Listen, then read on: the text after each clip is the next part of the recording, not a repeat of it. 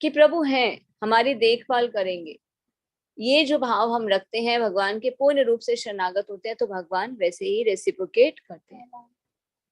देखिए, जिस प्रकार प्रहलाद महाराज को भगवान पर पूर्ण विश्वास था, तो उनके पिता ने उन्हें कितने कष्ट देने का प्रयास किया, मारने की भी कोशिश की, फिर भी भगवान क्या करते थे, बार बार आकर उनकी रक्षा करते थे। तो इसे क्या कहा जाता है, निर्भयता, पूर्ण रूप से भगवान पर डिपेंड होना। आत्म शुद्धि, आत्म शुद्धि के अलग अलग विधान बताए गए, जैसे कि हमने पिछले चैप्टर्स में भी पढ़ा। ग्रस्तों के लिए क्या विधान है आत्म शुद्धि के लिए, यज्ञ, दान और तपस्या। ग्रस्तों को यज्ञ भी करने चाहिए, दान भी करना चाहिए और तपस्या भी करनी चाहिए। यज्ञ का क्या अर्थ है, अभी तो यज्ञ करने के लिए बहुत सारी शक्ति, समय, ब्राह्मण चाहिए, अनुष्ठान करना होता है, सामग्री चाहिए, पर समय किसी के पास नहीं है। तो कलयुग का यज्ञ क्या बताया जाता है, संकीर्तन, हरे कृष्ण महामंत्र का जप करना। हरे कृष्ण कृष्ण कृष्ण हरे हरे, हरे राम राम राम हरे हरे। फिर आता है दान। ग्रस्तों के लिए दान भी सबसे अधिक आवश्यक है, इससे हृदय की शुद्धि होती है। हमारे शास्त्रों में तो ये बताया जाता है कि हम जितना कमाते हैं उसका 50% हमें भगवान की सेवा में लगाना चाहिए। पर ये सुनकर तो हम डर जाते हैं, 50%, तो फिर हम क्या करेंगे, हम अपनी इंद्रिय तृप्ति की, हम अपनी इच्छाएं कैसे पूरी करेंगे, हम भविष्य के लिए कैसे बचा कर रखेंगे, ये तो बहुत ज्यादा है। तो हमारे आचार्य क्या बताते हैं, आप 50% नहीं कर सकते, कम से कम हमें अपनी कमाई का 1%, मिनिमम 1% तो कोई भी कर सकता है, एटलीस्ट हमें फिक्स करना चाहिए, पर मंथ या 6 महीने में या साल भर में हम जितना कमाते हैं उसका 1% कम से कम हमें भगवान की सेवा में जरूर लगाना चाहिए, दान करना चाहिए। फिर आता है यज्ञ, दान और तपस्या। तपस्या क्या क्या अर्थ होता है, शारीरिक तपस्या से भगवान प्रसन्न नहीं होते। कई बार हम व्रत रखते हैं, एकादशी का व्रत रखा, जन्माष्टमी का व्रत रखा, उस दिन कुछ नहीं खाएंगे, कि उससे भगवान प्रसन्न होंगे, भगवान उससे प्रसन्न नहीं होते। शारीरिक तपस्या का अर्थ होता है हम भगवान को प्रसन्न करने के लिए अगर कोई कार्य करते हैं, मान लीजिए एकादशी का व्रत है, उस दिन हम पूरा दिन कुछ नहीं खा रहे, पर भक्ति नहीं कर रहे, तो भगवान उससे प्रसन्न नहीं होंगे, हमारे भूखे रहने से प्रसन्न नहीं होते। अगर हम अपने शरीर को, अपनी वाणी को, अपने मन को भगवान की सेवा में लगाते हैं, तो भगवान उससे प्रसन्न होते हैं। तो तपस्या के बारे में हम जानेंगे, 3 प्रकार की तपस्या होती है, शारीरिक तपस्या, मानसिक तपस्या और शरीर की तपस्या, मन की तपस्या और वाणी की तपस्या। तो इस प्रकार आत्म शुद्धि की जा सकती है। ये गुण जिसमें होता है वो देवतुल्य पुरुष होते हैं। आध्यात्मिक ज्ञान का अनुशीलन, हमें आध्यात्मिक ज्ञान प्राप्त करने के लिए दृढ़ प्रतिज्ञ होना चाहिए। रियल नॉलेज हमें किससे मिलती है, शास्त्रों से मिलती है। शास्त्रों से हमें पता चलता है what to do, what not to do, क्या करना चाहिए, क्या नहीं करना चाहिए। दान, देखिए फिर से दान आता है, जो आत्म शुद्धि में है, दान जरूरी है, हृदय की शुद्धि के लिए दान देना बहुत जरूरी है। तो हम जीवों की भलाई के लिए तो दान करते हैं, कुछ लोग देखते हैं ना, गरीबों को खाना खिलाते हैं, अभी कोरोना वायरस हुआ तो बहुत से लोगों की मदद की गई, वो भी अच्छा है। हमें भगवान की सेवा में भी सहायता करनी चाहिए। आत्म संयम, सेल्फ कंट्रोल्ड होना चाहिए। वो कैसे, सेल्फ कंट्रोल्ड हम कैसे हो सकते हैं, जब हम शास्त्र पढ़ेंगे। शास्त्र पढ़ने से क्या होता है, बुद्धि स्ट्रांग होती है, बुद्धि स्ट्रांग होती है तो मनोइंद्रिय भी कंट्रोल में होती है, तो उससे हम सेल्फ कंट्रोल पर्सन बन सकते हैं। यज्ञ परायणता, यज्ञ करना हमारा कर्तव्य है, और इस कलयुग का यज्ञ क्या है, संकीर्तन यज्ञ। वेदा अध्ययन करना चाहिए, वेद शास्त्रों का अध्ययन करना चाहिए। तपस्या करनी चाहिए, तपस्या कैसी, जैसे एकादशी का व्रत रखना और भगवान के बारे में ही बोलना, इसे वाणी की तपस्या कहा जाता है। एकादशी का व्रत रखना ये शारीरिक तपस्या होती है, या फिर भगवान के किसी धाम में जाना, वृंदावन जाना, मायापुर जाना, वहां परिक्रमा करना, तो उसे शारीरिक तपस्या कहा जाता है। सरलता, सरल भाव का होना चाहिए, छल कपट मन में नहीं होना चाहिए। अहिंसा, अहिंसा का अर्थ हम क्या समझते हैं कि हम तो अहिंसावादी हैं, हम तो किसी को मारते नहीं है। देखिए, हम मारते नहीं है, पर हम जीवा से कितने लोगों को कष्ट पहुंचाते हैं।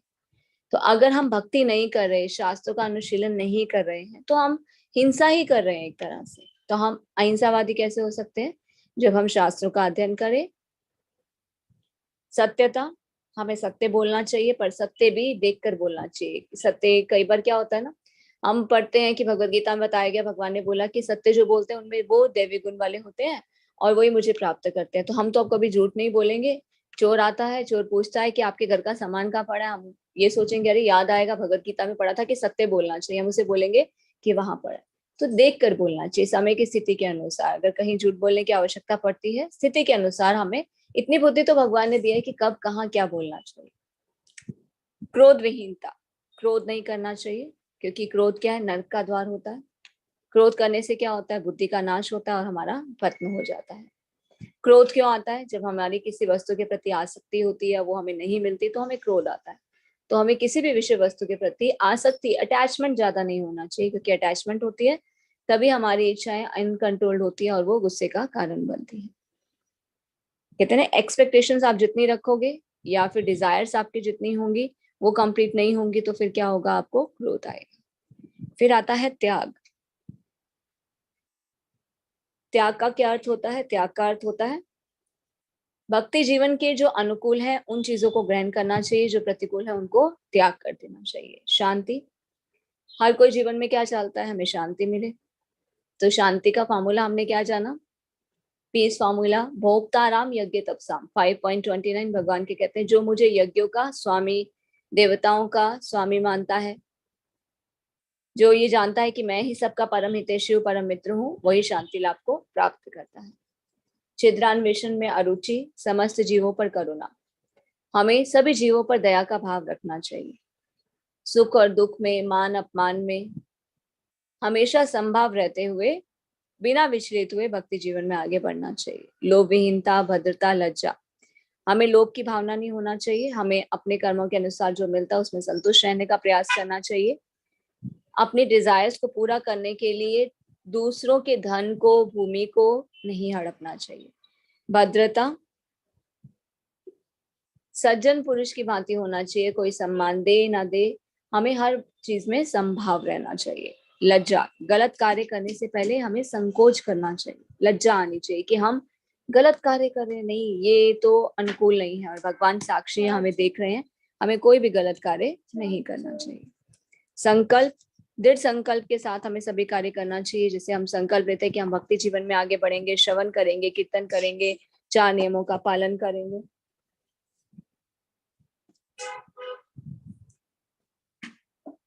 तेज, क्षमा, धैर्य, पवित्रता, तो हमारे अंदर धैर्य की भावना होनी चाहिए। धैर्य का अर्थ क्या है, हमें कोई सम्मान देता है तो हम बहुत प्रसन्न होते हैं, पर हमारा कोई सम्मान नहीं करता, कुछ कह देता है तो हमारी ईगो बहुत हर्ट होती है।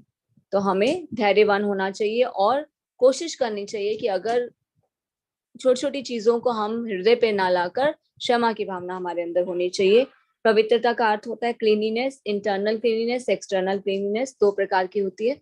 बाहर से तो हम अपने शरीर को साफ करते हैं, नहाते हैं, मंजन करते हैं, कपड़े बदलते हैं, पर इंटरनल क्लीनिनेस नहीं करते। इंटरनल क्लीनिनेस हम कैसे कर सकते हैं, हरे कृष्ण महामंत्र का जप करके। ईर्ष्या तथा सम्मान की अभिलाषा से मुक्ति, हमें किसी से ईर्ष्या नहीं करनी चाहिए और सम्मान की अभिलाषा भी नहीं करनी चाहिए। कोई हमें सम्मान दे ना दे, हमें हर चीज में संभव रहना चाहिए और ये समझना चाहिए कि हर एक जीव के हृदय में भगवान परमात्मा के रूप में है, तो किसी से भी ईर्ष्या भावना नहीं करनी चाहिए। तो ये सारे क्या है, दिव्य गुण है जो दैवी प्रकृति से संपन्न देव तुल्य पुरुषों में पाए जाते हैं। तो ये 26 गुण बताए जाते हैं हमारे शास्त्रों में। श्रीमद् भागवतम में भी इसका वर्णन आता है और ये भगवत गीता में भी बताया जाता है कि ये 26 गुण हमें अपने अंदर डेवलप करने का प्रयास करना चाहिए। तो कुछ तो हम अपने प्रयास से कर सकते हैं, अगर हम नहीं कर पा रहे तो हमें भक्ति जीवन में और स्ट्रांग होना चाहिए। तो जितना हम भक्ति जीवन में मैच्योरिटी से आगे बढ़ते हैं, धीरे धीरे हमारे अंदर दैवी गुण स्वतः ही बढ़ जाते हैं।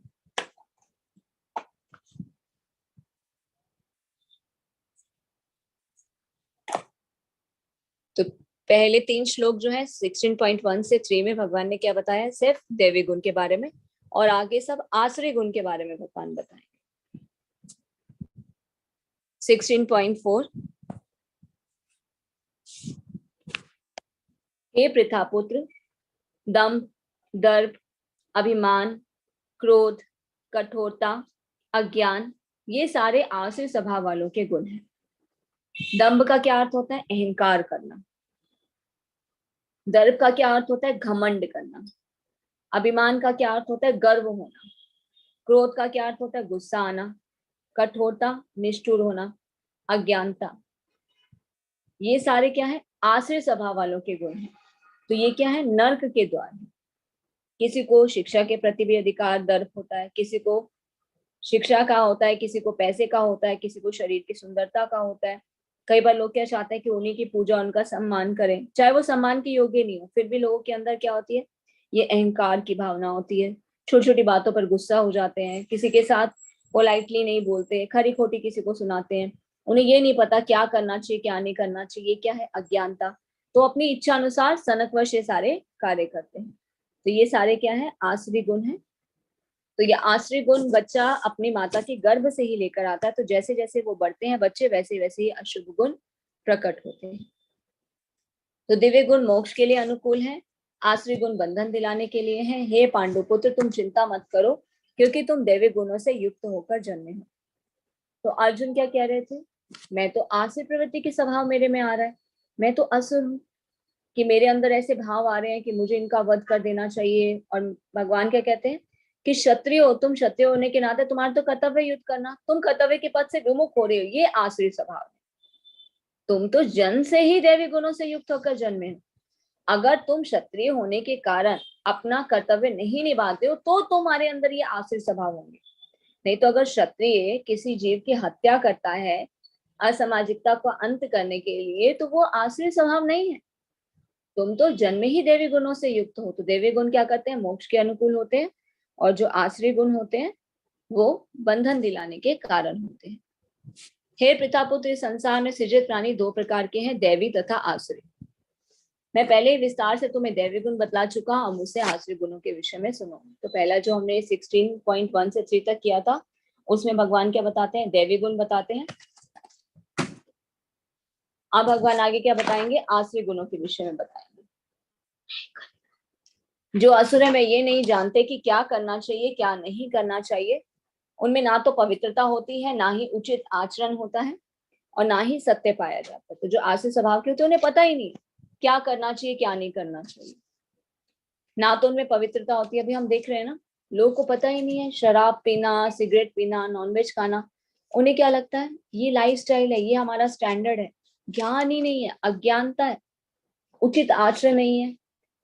अपने से होने के बावजूद भी परिस्थिति का संग करना, बात बात में झूठ बोलना, ये सब कौन से गुण है, ये सब आश्रय स्वभाव वालों के गुण हैं।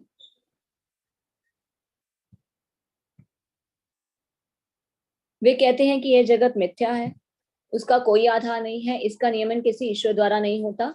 उनका कहना है कि यह काम इच्छा से उत्पन्न होता है और काम के अतिरिक्त कोई अन्य कारण नहीं है।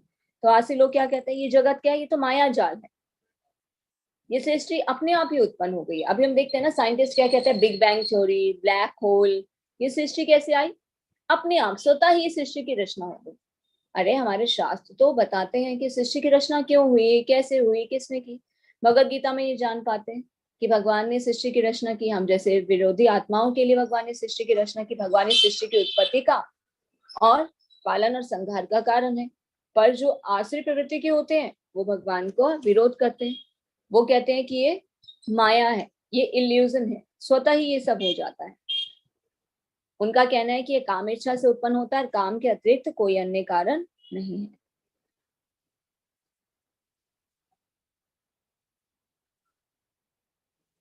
जबकि भगवत गीता में भगवान क्या बताते हैं, मया अध्यक्षेण प्रकृति सूयते सचराचरम, कि सारा भौतिक जगत मेरे ही निर्देश से गतिशील होता है। तो ये असुर क्या कर रहे हैं, संसार के सृष्टि के विषय में उनको ज्ञान ही नहीं है, कोई सिद्धांत ही नहीं है।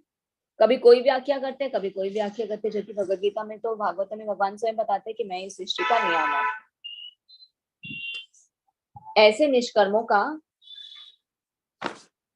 अनुगमन करते हुए आलसी लोग, जिन्होंने आत्मज्ञान खो दिया है, जो बुद्धिहीन है, ऐसे अनुपयोगी और भयावह कार्यों में प्रवृत्त होते हैं जो संसार का विनाश करने के लिए होता है।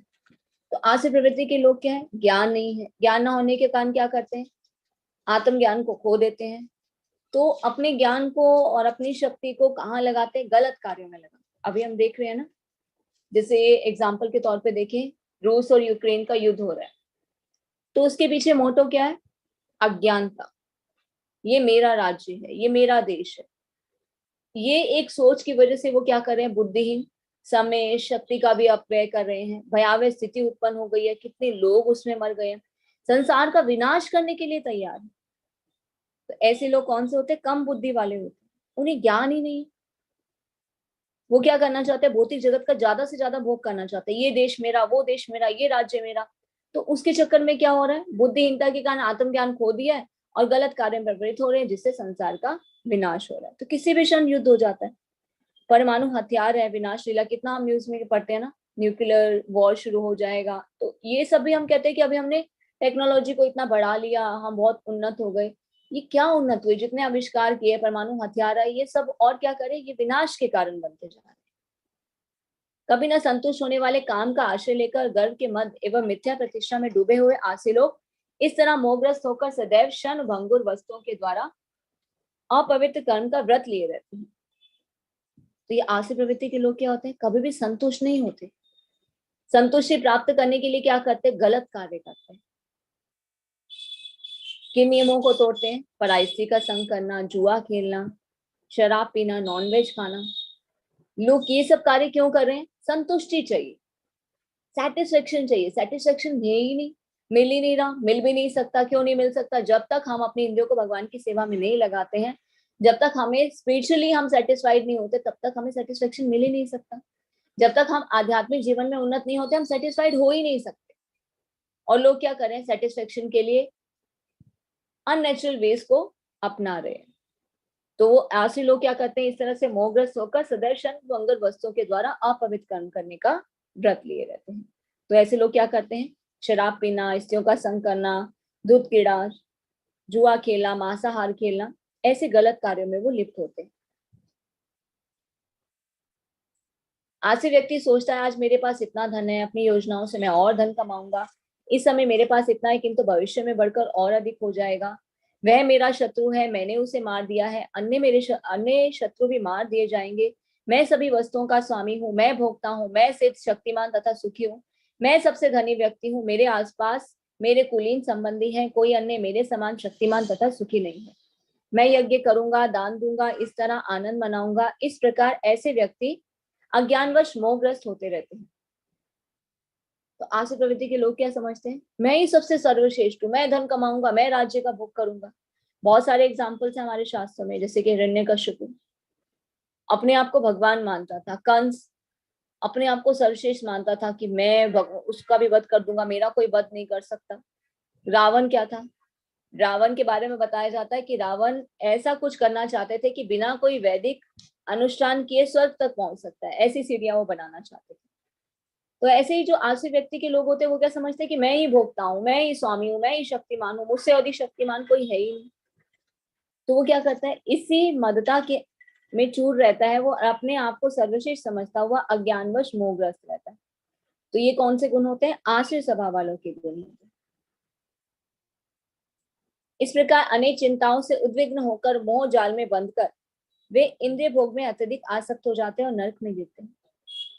तो यही स्वामी बनने की इच्छा के उद्देश्य में वो क्या करते हैं, गलत कार्यों में लिप्त होते हैं और इंद्रिय भोग में अत्यधिक आसक्त हो जाते हैं, नरक में गिरते हैं। रावण का क्या हुआ, अपने घर में पत्नी होने के बावजूद भी, मंदाकिनी इतनी सुंदर और इतनी बुद्धिमान पत्नी होने के बाद भी उनकी नजर कहाँ थी, सीता पर। तो क्या हुआ, ये इंद्रिय तृप्ति उन्हें कहाँ लेकर गई, यही इंद्रिय भोग की इच्छा थी, और वो कहाँ गिरे, नर्क में जाके गिरे। एक तरह से भगवान ने स्वयं उनका अंत किया। तो ये आश्रय प्रवृत्ति के लोग होते हैं जो इंद्रिय तृप्ति के पीछे भागते रहते हैं और नर्क में जाकर गिरते हैं। मिथ्या अहंकार, बल, दर्प, काम और क्रोध से मोहित होकर आसु व्यक्ति अपने शरीर में और अन्यों के शरीर में स्थित भगवान से ईर्ष्या और वास्तविक धर्म की निंदा करने लगते हैं। तो अहंकारी लोग जो होते हैं, जिनमें घमंड होता है, दर्प होता है, क्रोध से भरे हुए, तो वो क्या करते हैं, ईर्ष्या करते हैं। हम शरीर, किसी के शरीर से ईर्ष्या नहीं करते, उनके हृदय में रहने वाले भगवान से ईर्ष्या करते हैं। अब जैसे यहाँ पर हम शिशुपाल की स्टोरी ले सकते हैं। शिशुपाल कौन थे, शिशुपाल भगवान कृष्ण की बुआ के बेटे थे। तो जब उनका जन्म हुआ तो बहुत ही अननेचुरल थे, जैसे एक कोई असुर पैदा होता है तो ऐसे थे। जब भगवान कृष्ण को पता चलता है कि उनकी बुआ के यहाँ बेटे का जन्म हुआ है, तो वो भी आते हैं मिलने के लिए। तो जब वो अननेचुरल पैदा होते हैं शिशुपाल, तो वहां पर जो पंडित को बुलाया जाता है, ब्राह्मण को, कि ये ऐसा बालक क्यों हुआ, इसकी आगे कुंडली बताइए, इसका भविष्य कैसा होगा।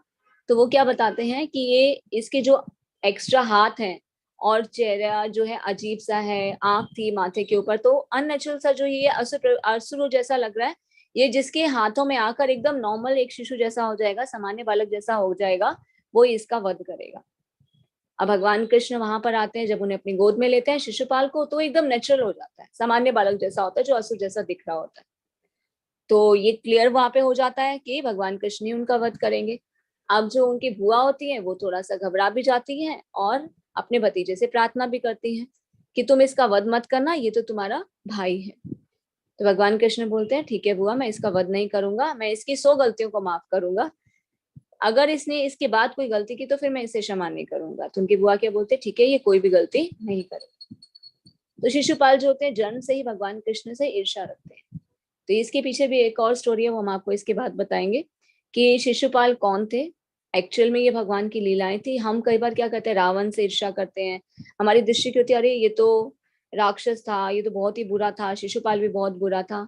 एक्चुअल में ये भगवान के भक्त थे। तो ये कंप्लीट करने के बाद इसके बारे में हम बताएंगे कि किस प्रकार ये लीलाएं करते हैं भगवान के भक्त। तो शिशुपाल जो थे भगवान से ईर्ष्या करते थे जन्म से ही। तो एक बार जब युधिष्ठिर महाराज ने राजसूय यज्ञ किया था, तो वहां पर सभी को बुलाया था और भगवान कृष्ण को भी आमंत्रित किया था।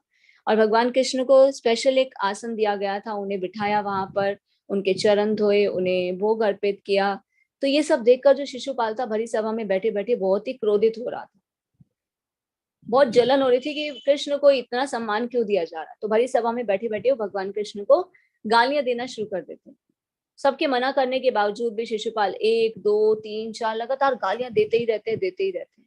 जब तक 100 गाली नहीं होती तब तक भगवान तो चुप करके सुनते रहते हैं, और जैसे ही 101वीं गाली देते हैं भगवान अपना सुदर्शन चक्र निकालते हैं और उसका वध कर देते हैं। तो भगवान ने स्वयं क्या किया, शिशुपाल का वध किया। वो एक असुर था। तो शिशुपाल को भगवान ने जब वध किया तो उसे कौन सी मुक्ति मिली, सायुज्य मुक्ति मिली। तो यहाँ पर बताया जा रहा है ये आसुर प्रवृत्ति वाले होते हैं जो शरीर में तथा अन्यों के शरीर में से भगवान से ईर्ष्या करते हैं और वास्तव में क्या करते हैं, धर्म की निंदा करने लगते हैं। तो आसुर प्रवृत्ति वालों को लोग भगवान प्रसन्न नहीं करते हैं। तो अब हम जानेंगे शिशुपाल कौन है। देखिए शास्त्रों में इसका वर्णन है। भगवान के जो द्वारपाल हैं जय और विजय, वैकुंठ के जो द्वारपाल हैं वो कौन है, जय और विजय। एक बार भगवान विश्राम कर रहे थे, जय और विजय बाहर जो है वो पहरेदारी कर रहे थे। तो ब्रह्मा जी के जो 4 पुत्र हैं, सनक, सनातन, सनंदन और सनत कुमार, उनकी बहुत ही इच्छा होती है भगवान के दर्शन करने की। तो वो वैकुंठ आते हैं और जब वैकुंठ के द्वार पर पहुंचते हैं तो वहां पर जो जय विजय होते हैं उन्हें अंदर जाने से मना कर देते हैं। क्यों? क्योंकि भगवान विश्राम कर रहे हैं। अब सनत कुमारों की तो बहुत ही इच्छा भगवान के दर्शन करने की, पर गलती ना तो द्वारपालों की है ना ही सनत कुमारों की। दोनों अपनी जगह सही है। द्वारपाल मना करते हैं क्योंकि भगवान विश्राम कर रहे हैं, और साधु भगवान को दर्शन करने के इतने उत्सुक होते हैं कि उन्हें रोकना भी सही नहीं है। तो साधु क्या करते हैं, जो ये 4 सनत कुमार होते हैं, ब्रह्मा जी के 4 पुत्र, श्राप दे देते हैं जय और विजय को। एक्चुअल में ये भगवान की लीला थी, इसके माध्यम से भगवान आगे लीलाएं अपनी करना चाहते थे। तो ये वहां पे सीन क्रिएट होता है और भगवान तो अंतर्यामी, उन्हें पता चलता है, भगवान बाहर आते हैं। वो तो इसी चीज का वेट कर रहे होते हैं। तो आकर पूछते हैं कि क्या चल रहा है यहाँ पर, भाई क्यों श्राप दिया, देखो अब श्राप तो दे दिया, मैं तो इसे वापस नहीं ले सकता। तो जय विजय तुम्हारे लिए मैं एक 2 ऑप्शन देता हूँ। क्या? पहला ऑप्शन ये है कि तुम 7 जन्म मनुष्यों के लोगे और उसके बाद तुम भक्ति करके मुझे प्राप्त करोगे। और दूसरा ऑप्शन मैं क्या देता हूँ तुम्हें कि तुम 3 बार असुर का जन्म लेना, असुर कुल में जन्म लेना, और मैं बार बार आऊंगा और तुम्हारे साथ लीला करूंगा और तुम्हारा उद्धार करूंगा। बताओ तुम्हें क्या चूज करना है। अब जय विजय तो भगवान के भक्त हैं, भगवान के बिना एक क्षण भी नहीं रहना चाहते। तो वो क्या चूज करते हैं कि हम 3 बार असुर बनना, हमें वो ठीक है, वो हम चूज कर लेते हैं, आप आना, हमारे साथ लीलाएं करना और हमारा उद्धार करना, क्योंकि प्रभु हम आपके बिना एक क्षण भी नहीं रह सकते। भगवान तथास्तु कह देते। तो जब सृष्टि की रचना होती है, सतयुग होता है, तो सतयुग में जय और विजय कौन बनते हैं, हिरण्याक्ष और हिरण्यकश्यप। भगवान स्वयं आते हैं नरसिम्हा भगवान के रूप में, वराह के रूप में। भगवान स्वयं आकर उनके साथ लीलाएं करते हैं और उनका उद्धार करते हैं। फिर त्रेता युग होता है। त्रेता युग में जो जय और विजय होते हैं कौन से क्या बनते हैं, रावण और कुंभकर्ण बनते हैं। तो भगवान स्वयं राम के रूप में आते हैं, उनका उद्धार करते हैं। फिर आता है द्वापर युग। द्वापर युग में वही जय और विजय क्या बनकर आते हैं, शिशुपाल और दंतवक्र बनकर आते हैं, क्योंकि कर्ज मिला था ना, उन्हें श्राप मिला था और भगवान ने यहाँ पर लीलाएं भी करनी थी और हर युग में एक स्टैंडर्ड भी मेंटेन करना था और खुद भी अवतार लेना था। तो ये एक पूरा आयोजन था। शिशुपाल और दंतवक्र के रूप में जय विजय आते हैं और भगवान उनका वध करते हैं। तो ये भगवान की दिव्य लीलाएं हैं। हम भगवान की जो भी लीलाएं पढ़ते हैं ये एक ड्रामाज होते हैं, सिस्टमेटिक ड्रामा होते हैं। भगवान स्वयं इसका आयोजन करते हैं, स्क्रिप्ट लिखते हैं, फिर यहाँ पर डिसाइड होता है कि कौन कौन करेक्टर रोल प्ले करेगा। भगवान हर एक ड्रामा में एक्टर बनते हैं, अलग अलग नाम से, अलग अलग लीलाओं के अनुसार अलग अलग रूप में भगवान आते हैं। भगवान क्यों प्रकट होते हैं, किस लिए प्रकट होते हैं, कैसे प्रकट होते हैं, ये हमने जाना था। परित्राणाय साधूनां विनाशाय च दुष्कृतां धर्म संस्थापनार्थाय संभवामि युगे। भक्तों का उद्धार करने, दुष्टों का विनाश करने, धर्म की स्थापना करने। इसके अलावा दो और स्पेशल रीजन क्या होते हैं? अपने भक्तों को आनंद देने के लिए और लीलाएं करने के लिए। कई बार भगवान एक या दो कारण पूरे करते हैं, कई बार सभी कारण एक साथ भी पूरे करते हैं। तो यहाँ पर ये जो स्टोरीज है इनके माध्यम से हमें पता चलता है कि हमें आश्रित प्रवृत्ति का नहीं होना चाहिए। जिस प्रकार शिशुपाल था, भगवान से ईर्ष्या करता था, वो भगवान को प्राप्त नहीं कर पाया। तो भगवान ने क्या किया? सुदर्शन चक्र से उनका वध किया। तो हमें आश्रित प्रवृत्ति को त्यागना चाहिए। तो जो लोग ईर्ष्यालु हैं, क्रूर हैं, नराधम हैं, उन्हें मैं निरंतर विभिन्न आसु योनियों में डालता हूँ और भवसागर में डालता रहता हूँ। तो अगर हम किसी से बहुत ईर्ष्या करते हैं, क्रूर होते हैं, दूसरे के प्रति दया भाव नहीं रखते हैं, हमेशा किसी को कष्ट पहुंचाने का प्रयास करते हैं, तो ऐसे लोग कौन से होते हैं? मनुष्य में सबसे अधम कहे जाते हैं। और भगवान ऐसे लोगों से क्या करते हैं? ईर्ष्या करते हैं, पसंद नहीं करते। भगवान उन्हें बार बार नीच योनियों में डालते हैं। हे कुंती पुत्र, ऐसे व्यक्ति आसु योनियों में बार बार जन्म ग्रहण करते हुए भी मुझ तक नहीं पहुंच पाते। वे धीरे धीरे अत्यंत अधम गति को प्राप्त करते हैं। तो हमें आसुरी प्रवृत्ति से बचना चाहिए, नहीं तो हम बार बार नीच योनियों में जाएंगे और अधम योनियों में जाएंगे और भगवान तक जल्दी से नहीं पहुंच पाएंगे। इसलिए भगवान ने क्या बताया? जीवों के प्रति दयालुता। हमें अपने अंदर अच्छे गुणों को डेवलप करना चाहिए, तभी हम भगवान को प्राप्त कर सकते हैं। इस नर्क के 3 द्वार हैं, काम, क्रोध और लोभ। प्रत्येक बुद्धिमान को चाहिए कि इन्हें त्याग दे, क्योंकि इनसे आत्मा का पतन होता है। तो देखिए, अपने नर्क के द्वार को हम खुद ही खोलते हैं। कौन से हैं नर्क के 3 द्वार? काम, क्रोध और लोभ। हमें इनसे बचना चाहिए। तो कई बार हम क्या कहते हैं, हम नहीं करना चाहते पर फिर भी सिचुएशन ऐसी होती है। अभ्यास योगेन, हमें प्रैक्टिस करनी चाहिए। हमें पता है कि क्या चीज गलत है, उससे हमें बचना चाहिए। तो कुछ हमें प्रयास करना चाहिए। अगर हम अपने प्रयास से नहीं कर पा रहे तो भक्ति जीवन में आगे बढ़ना चाहिए। तो जैसे जैसे हम भक्ति जीवन में आगे बढ़ते हैं तो हमारे अंदर दैवी गुण स्वतः ही प्रकट हो जाते हैं और आश्रित गुण अपने आप कम होने शुरू हो जाते हैं।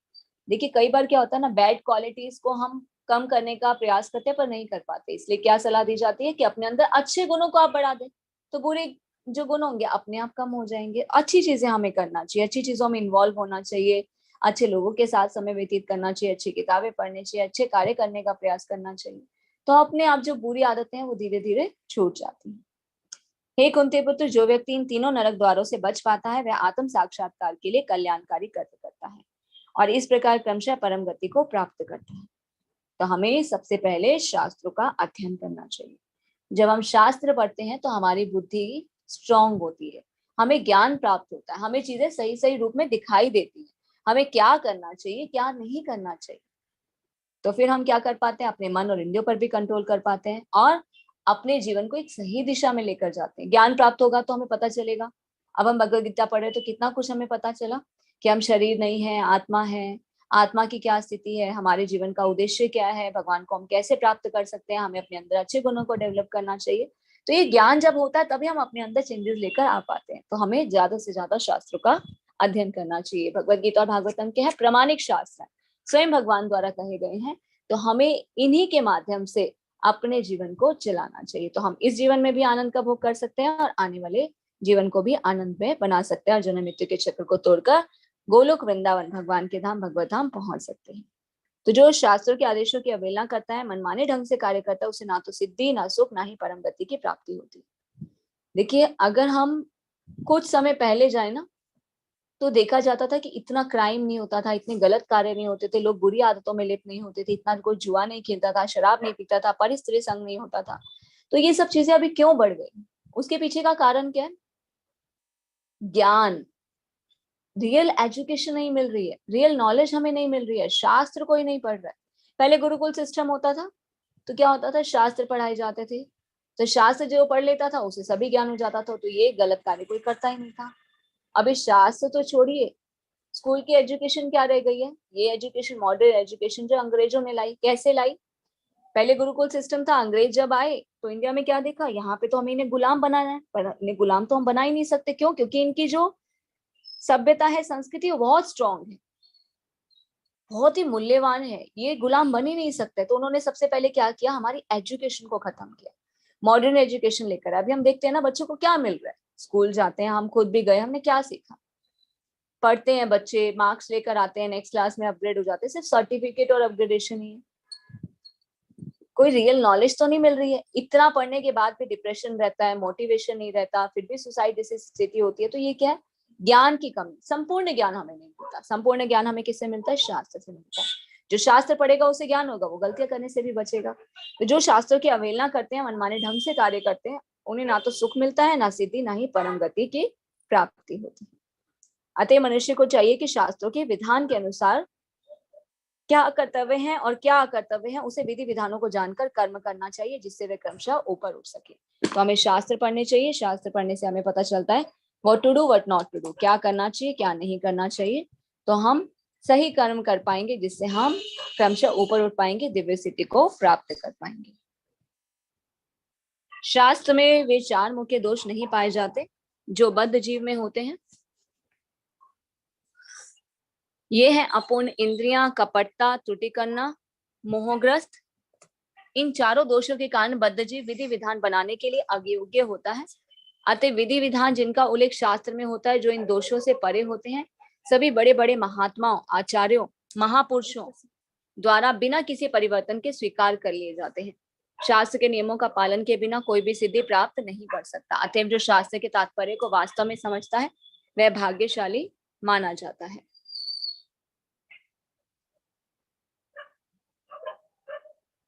यह भौतिक शक्ति प्रकृति के 3 गुणों से बनी है। इससे पूर्व कि भगवान के ज्ञान का मार्ग खोले, मनुष्य को कम से कम सत्वगुण तक ऊपर उठना होता है। दूसरों के लिए यदि उपयुक्त तथा प्रामाणिक गुरु का मार्गदर्शन प्राप्त हो जाता है, तो उसका जीवन सफल हो जाता है, क्योंकि गुरु उच्च पद की और उन्नति का मार्ग दिखा सकता है।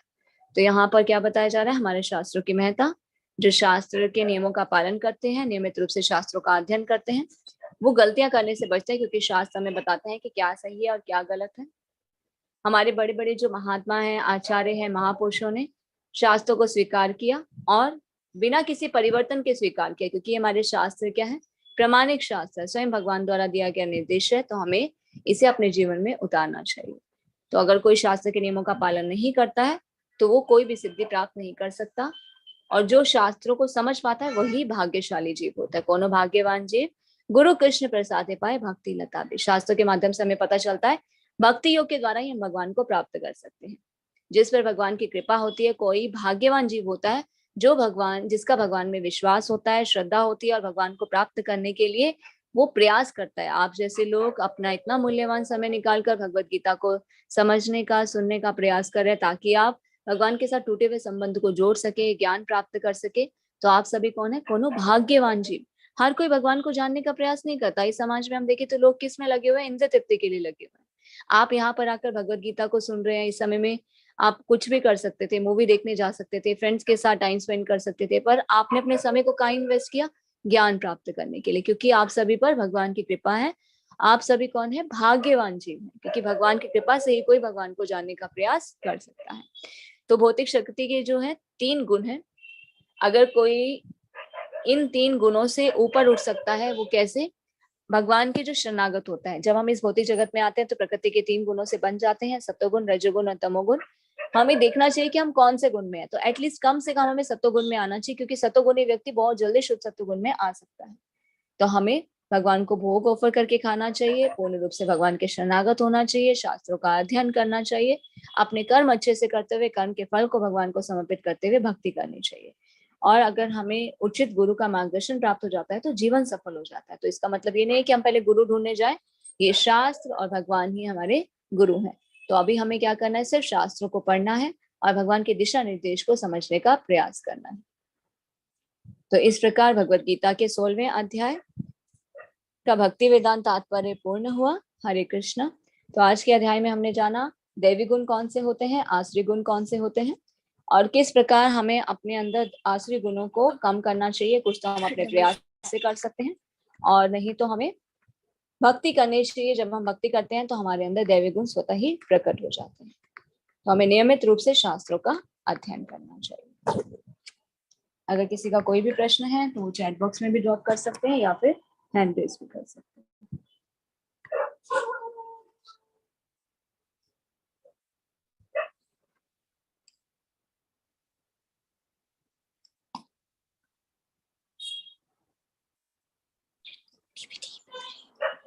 प्रणाम माता जी। हरे कृष्ण प्रभु जी। हरे कृष्णा। ये जी। जो यज्ञ का बताया था श्लोक 4 में, मानसिक यज्ञ, तो इसमें 3 तो हमने देख लिए, चौथा वो कौन सा था? मतलब यज्ञ में एक तो शारीरिक, एक मानसिक, और तीसरे वाला कौन सा है माता जी? यज्ञ, दान और तपस्या। हाँ, यज्ञ का यज्ञ क्या अर्थ होता है? संकीर्तन यज्ञ करना चाहिए, दान हमें करना चाहिए, भगवान की सेवा में लगाना चाहिए, तपस्या शरीर की तपस्या, मन की तपस्या और वाणी की तपस्या। वाणी की, अच्छा। वाणी और की तपस्या का क्या मतलब होता है? अपनी वाणी को हमें भगवान के बारे में बोलने में इस्तेमाल करना चाहिए। हाँ हाँ इधर उधर चुगली करना, दूसरों के बारे में बोलना, उसमें बचना चाहिए। किसी को अपशब्द बोलने से या किसी की निंदा करने से हमें बचना चाहिए। अपनी वाणी को तो हमें भगवान के बारे में बोलने में इस्तेमाल माता जी, ये जो गृहस्थ जीवन में व्यक्ति कार्य करता है अपनी गृहस्थी चलाने के लिए, तो ये भी एक तरह का यज्ञ है। ये कर्म है। देखिए, ये हमारा कर्तव्य है, इसे हमें अच्छे से करना है। जिस तरह से अर्जुन को भगवान ने बोला युद्ध करने के लिए, युद्ध कोई कैसे करता है?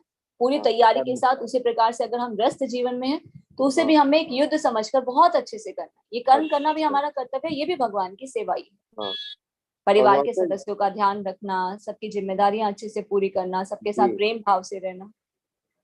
माता जी, चौथा श्लोक में ये दम्भ और ये सब बताया है, दम, दर्प, अभिमान, इसमें क्या अंतर है माता जी? देखिए, दंभ का मतलब क्या होता है? अहंकार। किसी को किस चीज का अहंकार होता है? मैं बहुत पढ़ा लिखा हूँ। किसी को बहुत, अरे मेरे पास तो बहुत धन है। ठीक है। दर्प का मतलब होता है घमंड। घमंड हाँ, होना, मैं सबसे सर्वश्रेष्ठ हूँ, मेरी पूजा करो, मेरा सम्मान करो। तो ये अलग अलग वर्ड्स बताए गए, अलग अलग तरह से चीज होती है ना। अभिमान, किसी किसी को गर्व होता है, किसी चीज का हाँ, गर्व है हाँ। कि दर्प, लोग क्या। हाँ जी। दर्प से इस मतलब? देखिए, दंभ, दर्प और अभिमान, इसका मतलब होता हाँ, है अहंकार, घमंड और गर्व। ये किसी भी चीज का हो सकता है। हाँ, शिक्षा का हो सकता है, संपत्ति का हो सकता है, सुंदरता का हाँ, हो सकता है, सम्मान पाने का हो सकता है। हाँ। ये लगभग एक ही चीजें हैं। अच्छा, जी ये जी। माता जी जो दार्शनिक लोग होते हैं, ये देवी में आते हैं या मतलब दूसरे राक्षसों में आते हैं? देखिए, दार्शनिक, वैज्ञानिक। हाँ, दार्शनिक लोग, इसको आप नेचर से वो देखना चाहिए कि इनके अंदर गुण कैसे हैं। हाँ, अभी कोई मान लीजिए वैज्ञानिक है, वैज्ञानिक का क्या कार्य है? ज्ञान प्राप्त करने के लिए अपने मन को वो क्या करते हैं? सही जगह। ये सतोगुणी लोग होते हैं। अच्छा। तो ये नहीं क्या तो ये करते हैं? लोग भगवान को नहीं मानते ना। भगवान को नहीं मानते तो फिर भगवान को प्राप्त भी नहीं कर सकते। तो ये हाँ, सतोगुणी लोग क्या करते हैं? उच्च लोकों में जाएंगे, हाँ, अच्छे कर्म करेंगे, उच्च लोकों में जाएंगे, फिर से धरती पर आ जाएंगे। तो बार बार जन्म मृत्यु के चक्कर में आते रहते हैं। तो अच्छा, फिर भी बंधन रहता है, कर्म का हाँ, बंधन उसमें रहता है। जो भक्ति करते हैं उनको कर्म का बंधन नहीं लगता।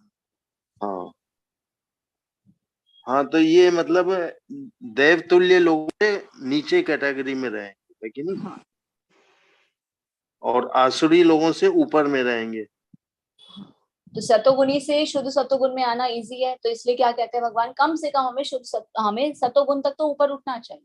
हाँ, शुद्ध सत्वगुण में तभी हम आ सकते हैं, क्योंकि पहले अगर हम है ही तमोगुणी तो एकदम तो शुद्ध सत्वगुण में नहीं आ सकते। तो हाँ। धीरे धीरे अपने अंदर हमें चेंजेस लाने चाहिए, देखना चाहिए हम कौन से गुण में है। सतोगुण में है, रजोगुण में है, तमोगुण में है। तमोगुण माता में है जी, तो धीरे। सतोगुणी और शुद्ध सतोगुणी में क्या अंतर रहेगा? शुद्ध सत्वगुण जो होते हैं, जो पूर्ण रूप से भगवान के शरणागत होते हैं, भगवान के लिए ही कार्य करते हैं। यद करोषि यदश्नासि यद जुहोषि ददासि। जो भी कुछ करते हैं, जो भी खाते हैं, सब कुछ भगवान को प्रसन्न करने के लिए करते हैं। पूर्ण रूप से भगवान के शरणागत अपने कर्म कर रहे हैं और उसके सब कुछ भगवान को अर्पित है। पूरी डिपेंडेंसी होती है भगवान पर। जी, ठीक है माता जी, बहुत बहुत धन्यवाद। हरे कृष्ण हरे प्रभु। कृष्ण। हरे कृष्णा सुंदर कृष्णानी प्रभु जी। हरे कृष्णा माता जी। हरे कृष्ण प्रभु जी। माता जी एक अनुरोध था कि मैंने माला जाप हरि कृष्ण मंत्र का जाप करना शुरू किया और बढ़ते बढ़ते काफी 16 प्लस तक चला गया। अब जो है, अब मेरे को थोड़ा टाइम की कमी रहती है, तो मुझे लगता है कि मैं थोड़ा माला जाप कम करूं और गीता का अध्ययन करूं। तो मैं ऐसा कर सकता हूँ कि मुझे मतलब बिल्कुल जहाँ। प्रभु जी, बिल्कुल। सबसे पहले हमें श्रवण को बढ़ाना है, कीर्तन को जी हमें धीरे धीरे बढ़ाना है, जप को हमें धीरे धीरे बढ़ाना है। शुरू शुरू में हमें क्या होता है ना, बहुत एक्साइटमेंट से हम 16 तक पहुंच जाते हैं। ये जी, अच्छा है, जप करें, पर अगर श्रवण नहीं कर पा रहे हैं तो जप को कम कर। कम कर सकते हैं। हाँ, ठीक है। श्रवण करना सबसे ज्यादा इंपॉर्टेंट है, क्योंकि जब हम जी श्रवण ज्यादा करेंगे तो भगवान में श्रद्धा भी और बढ़ेगी, रुचि भी और बढ़ेगी, फिर नाम जप में और मजा आए, फिर और हम अच्छे तो से कर पाएंगे। माता जी ये जैसे गीता का अध्ययन करते हैं पढ़ते हैं, तो इसको क्या कीर्तन में माना जाएगा? श्रवण में कहा जाता है।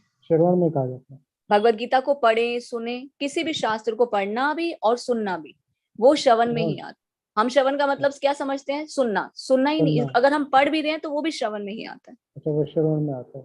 हाँ जी। ठीक है। ठीक है, धन्यवाद माता जी। हरे हरे कृष्ण। कृष्ण। तो श्रवण को सबसे ज्यादा करें, जप को चाहे आप थोड़ा कम कर दे, धीरे धीरे जप को बढ़ाएं। श्रवण ज्यादा से ज्यादा हमें करना चाहिए। जब आप चाहे 16 पे भी पहुंच जाते फिर भी श्रवण को कोशिश करें और बढ़ाना चाहिए, ज्यादा से ज्यादा हमें श्रवण करना चाहिए। हरे कृष्ण भारती माता जी। माता जी हरे कृष्णा। माता जी हरे कृष्ण माता जी।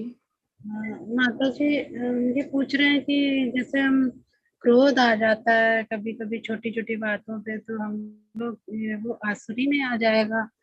कंट्रोल करना चाहते हैं लेकिन भूल जाते हैं, क्रोध एकदम से आ जाता है किसी देखिए, बात। आज जैसे पढ़ा आपने, अब पता चल रहा है कि ये तो आलसी स्वभाव के होते हैं। तो इसके लिए जी हमें क्या करना होगा? धीरे धीरे अभ्यास। चेक करना चाहिए कि हमें क्रोध क्यों आ रहा है। अननेसेसरी बात पे आ रहा है, सही बात पे आ रहा है। सही बात पे क्रोध करना सही है, अननेसेसरी नहीं आना चाहिए, बिना मतलब के क्रोध नहीं। अगर बिना मतलब के आ रहा है तो अपने मन को धीरे धीरे समझाएं कि नहीं, बिना मतलब के नहीं करना, जहां पे जरूरी है वहां पे हमें क्रोध करना चाहिए। तो जब हम ये प्रैक्टिस करते हैं, बार बार और सुनते हैं भगवान के बारे में, हरे कृष्ण महामंत्र का जप करते हैं, तो धीरे धीरे हम क्रोध पे भी कंट्रोल कर पाते हैं। जी माता जी, कंट्रोल होने लगता है फिर। जी। अब देखिए, अब आप आगे से कभी भी गुस्सा आएगा ना तो ये आएगा, ये तो आसुरी स्वभाव वालों के होते हैं, मैं सही कर रही हूँ या गलत कर रही हूँ।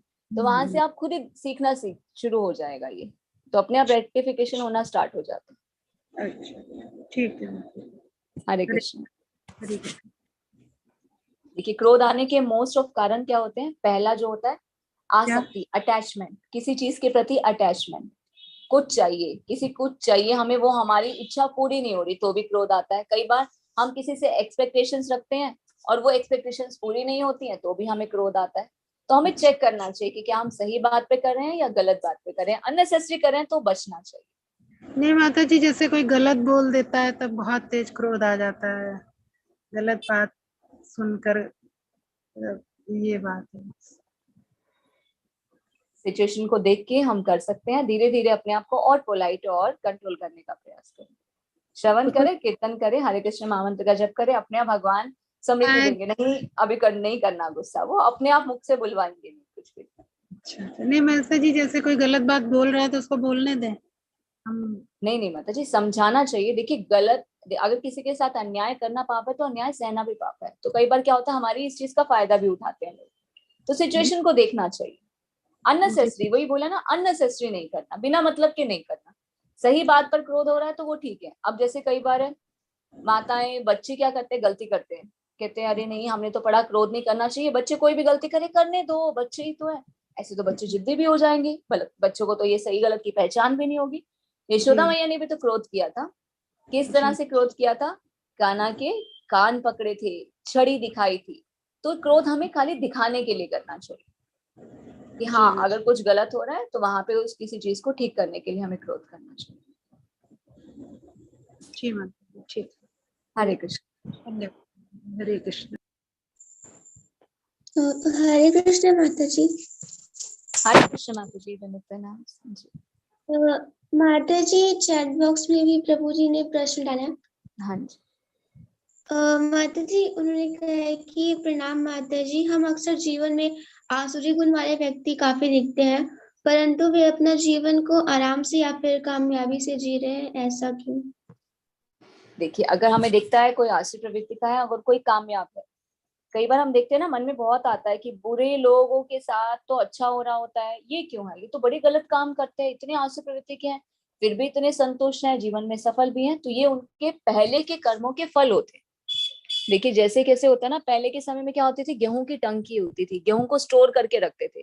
तो कैसे करते थे स्टोर, एक बड़ा सा ट्रंक जैसा होता था, एक क्या बोलते हैं, एक बहुत लंबा सा बेलन आकार सिलेंड्रिकल टाइप का एक होता था। तो उसके अंदर क्या करते थे, गेहूं डालते थे, गेहूं डाल दिया, गेहूं डाल दिया, गेहूं डाल दिया, निकालने के टाइम कैसे निकालते थे, नीचे एक ढक्कन लगा होता है तो वहां से निकालते हैं। तो उसी तरह से क्या होता है, ये जो कर्म किए हुए ना, पहले के किए हुए कर्मों का फल अभी हम भुगत रहे हैं। तो ये आसुरी प्रवृत्ति के लोग, अगर अभी उनके साथ कुछ अच्छा है तो ये उनके पहले के कर्मों का फल है जो उन्हें मिल रहा है। अगर कोई भी हम गलत कार्य करते हैं उसका फल हमें मिलेगा ही मिलेगा। अच्छा करेंगे अच्छा मिलेगा, बुरा करेंगे बुरा मिलेगा। हो सकता है अभी जो लोग बुरे दिख रहे हैं वो अच्छे हैं, उनकी स्थिति अच्छी है, तो उनके पहले कर्मों के फल उन्हें मिल रहे हैं। तो अभी हमें क्या करना है, दूसरों को ना देखकर अपने अंदर हमें देखना है, हम क्या कर रहे हैं, हमारे अंदर कौन से गुण है, दैवी गुण है या आसुरी गुण है। आसुरी गुण है तो उसे हम कम कैसे कर सकते हैं, कुछ हम प्रैक्टिस करेंगे कम करने की, और नहीं कर पा रहे हैं तो हम भगवान की सहायता लेंगे, भगवान को शरणागत होंगे, भक्ति करेंगे। तो जैसे जैसे हम भक्ति जीवन में आगे बढ़ते हैं तो हमारे अंदर अपने आप आसुरी गुण होने कम हो जाते हैं और दैवी गुण स्वतः ही बढ़ जाते हैं। हरे कृष्णा शिवानी माता जी, लेवल 2 क्लास प्री भक्ति शास्त्रीय पाठ्यक्रम भक्ति सदाचार पाठ्यक्रम का क्या अर्थ और कब से शुरू हो रहा है। जैसे कि कल भी प्रभु जी ने बताया कि लेवल 2 होगा, आप 18 डे कोर्स करेंगे। तो आपको ग्रुप में लिंक दे दिए जाएंगे लेवल 2 के, तो आपको उसमें रजिस्ट्रेशन करना है और उसके बाद व्हाट्सएप ग्रुप को जरूर ज्वाइन करना है। इसमें 2 तरह के हैं, एक है प्री भक्ति शास्त्रीय पाठ्यक्रम, उसमें क्या होता है, अटेंडेंस भी होती है, होमवर्क भी दिया जाता है, असाइनमेंट्स होती हैं, क्वेश्चन आंसर्स आपको करने होते हैं, क्विजेस को करना होता है। अगर कुछ लोग हैं वो इतने झंझट में नहीं पढ़ना चाहते कि टाइम नहीं है, ना हमें अटेंडेंस का झंझट चाहिए, ना एग्जाम का चाहिए, ना हमें कोई सर्टिफिकेट चाहिए, ना ही हमें कोई क्विजेस करनी है, तो वो सिंपल कोर्स कर सकते हैं भक्ति सदाचार का। तो ये 2 ऑप्शन रखे गए हैं। कोई अगर सिस्टमेटिक तरीके से करना चाहता है तो वो उस तरह से कर सकता है प्री भक्ति शास्त्री, अगर कोई सिंपल वाला करना चाहता है तो वो भक्ति सदाचार पाठ्यक्रम को कर सकता है। तो आप इसकी जब रजिस्ट्रेशन करेंगे उसके बाद व्हाट्सएप ग्रुप को जरूर ज्वाइन करें। तो जब ग्रुप में आप ज्वाइन हो जाएंगे तो वहां पे आपको इन्फॉर्मेशन आएगी कि कब से ग्रुप स्टार्ट होंगे, और 18 डे कोर्स खत्म होने के बाद फिर आगे आप कर सकते हैं। कौन सा बेस्ट है माता जी, दोनों अच्छे हैं, आप देखिए किसमें कंफर्टेबल है। आपको थोड़ा सा टाइम है कि आप क्विजेस को कर सकते हैं, उसमें समय दे सकते हैं, क्वेश्चन आंसर्स को कर सकते हैं, असाइनमेंट्स को कर सकते हैं, तो आप प्री भक्ति शास्त्री कीजिए। अगर आप वो नहीं कर सकते, सिर्फ आप शास्त्रों का अध्ययन करना चाहते हैं तो भक्ति सदाचार का कीजिए। नहीं तो आप दोनों में ज्वाइन करके देखिए आपको कौन सा बेटर लगता है, फिर आप खुद चूज कर सकते हैं।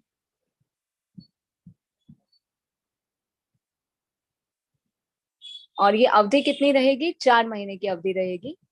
4 महीने सैटरडे संडे होगा, जैसे वीकेंड डेज होते हैं, डेली नहीं होगा। अभी आप जैसे 18 डे कोर्स कर रहे हैं तो आप डेली कर रहे हैं 18 दिन लगातार। जो ये लेवल 2 होगा ये हफ्ते में सिर्फ 2 दिन होगा, सैटरडे और संडे, 1 घंटे का क्लास होगा और ये 4 महीने चलेगा। और इसका कोई भी फीस नहीं होगा, टोटली ये सब फ्री रहेंगे। जितने भी कोर्सेज आप इस्कॉन बेंगलुरु से करेंगे उसका कोई भी चार्जेस नहीं रहेगा।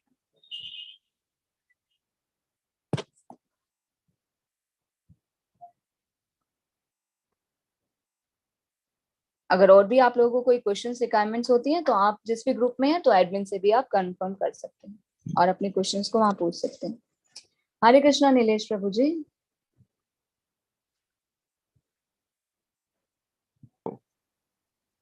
हेलो, हरे कृष्ण हरे माता जी। कृष्णा, हरे कृष्णा प्रभु माता जी। जी, आपने कहा था कि जो ये अम,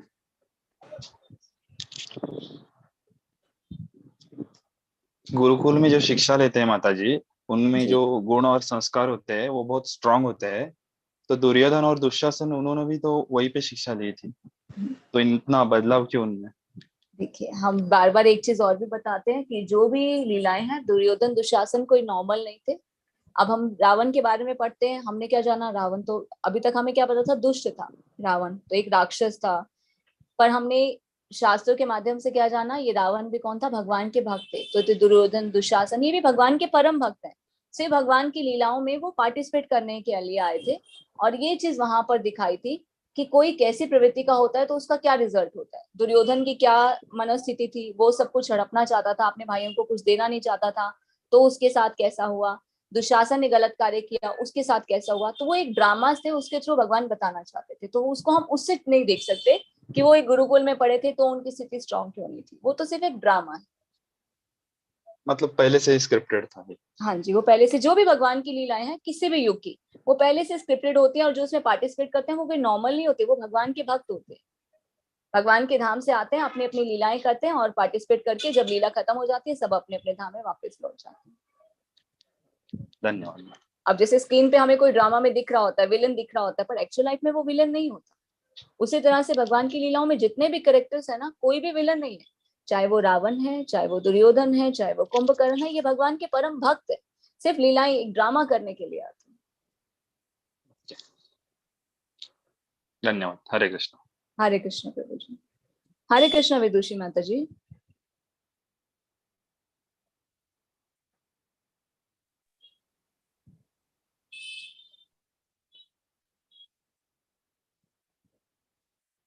हरे कृष्ण विदुषी माता जी। हरे कृष्णा माता जी। हरे कृष्ण माता जी।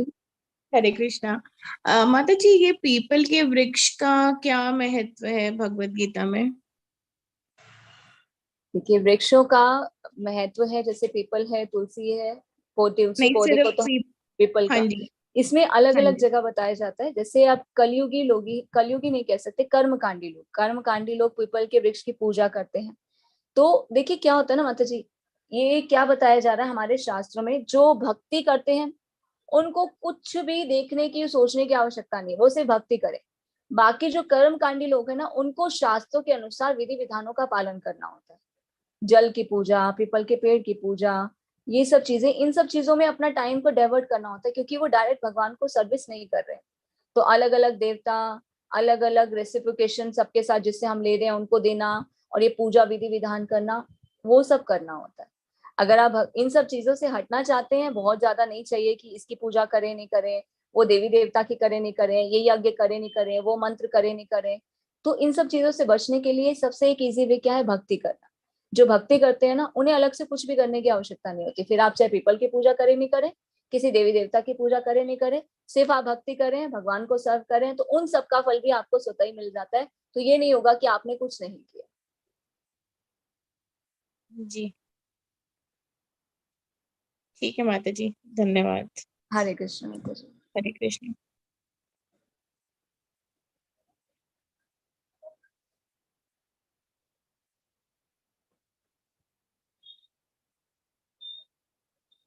हरे कृष्णा। जैसे कि आप पूछ रहे हैं, ज्योतिष विद्या ये क्या सही है, क्या इसमें विश्वास करना चाहिए, ये पन्ना वगैरह जो पहनते हैं ये करना चाहिए? नहीं।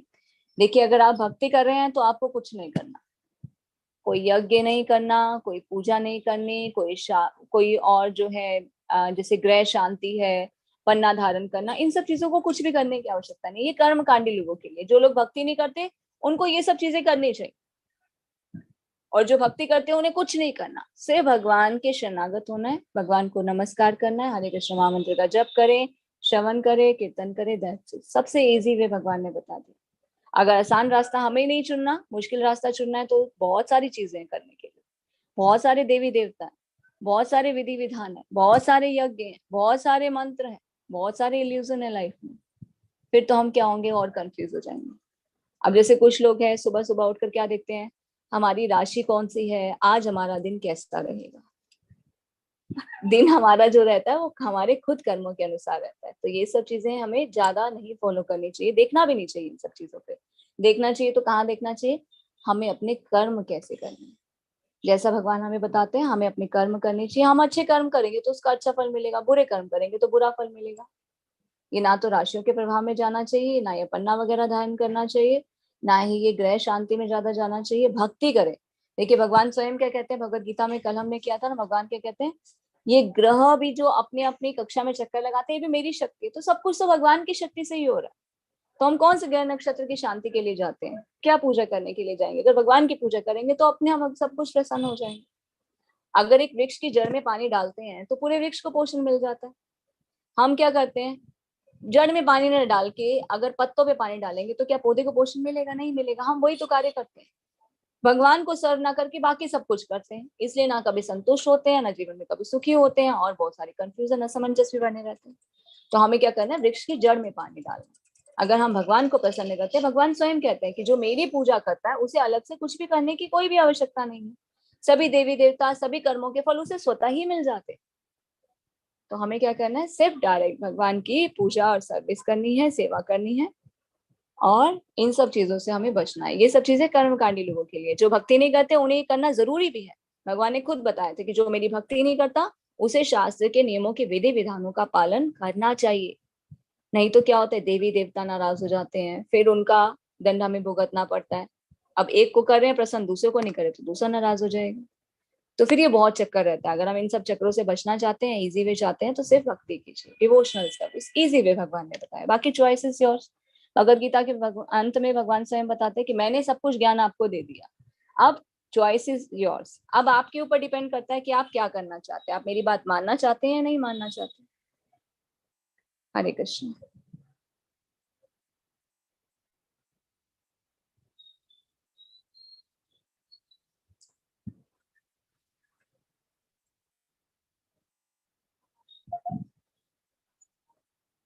ठीक है, तो कोई और क्वेश्चन नहीं है? हरे कृष्णा स्नेहा माता जी, दंडवत प्रणाम। थैंक यू सो मच माता जी। हरे कृष्ण माता जी, दंडवत प्रणाम। क्लास को हम यही एंड करेंगे। वांछा कल्पतरुभ्यश्च कृपा सिंधुभ्यैव च पतितानां पावनेभ्यो वैष्णवेभ्यो नमो नमः। Always remember Krishna, never forget Krishna. Chant Hare Krishna and be happy. Hare Krishna, Krishna Krishna, Hare Hare, Hare Rama, Rama Rama, Hare Hare। आप सभी का बहुत बहुत धन्यवाद। तो कल हम मिलेंगे अध्याय 17 के साथ। हरे कृष्ण।